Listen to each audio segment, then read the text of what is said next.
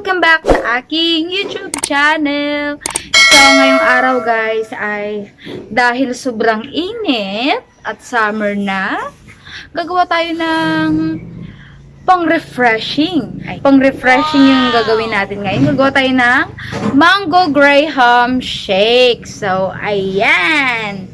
Kasi namimiss na namin kumain ng mangga. Actually guys, wala ako sa bahay namin ngayon. Nandito ako sa kabilang bahay. Mga bunganga nyo! Kahiin nyo! So, ayan.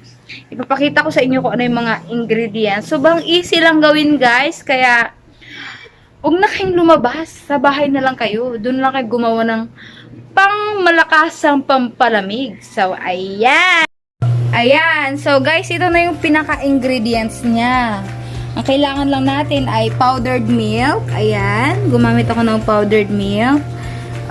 Crushed graham or graham powder. Of course, mangga. Hindi mabubuo ang mango graham pag walang mangga. Diba? So, ayan. Gagamit din ako ng evaporated milk. And of course, meron tayong blender. Ayan, kasi hindi magagawa ang ating shake pag walang blender. And also, meron tayong ice cubes. Ayan. So, kailangan natin ng ice cubes. So, ayan lang guys. Ito lang yung pinaka-ingredients niya. Ay, sobrang affordable, tsaka sobrang easy lang gawin.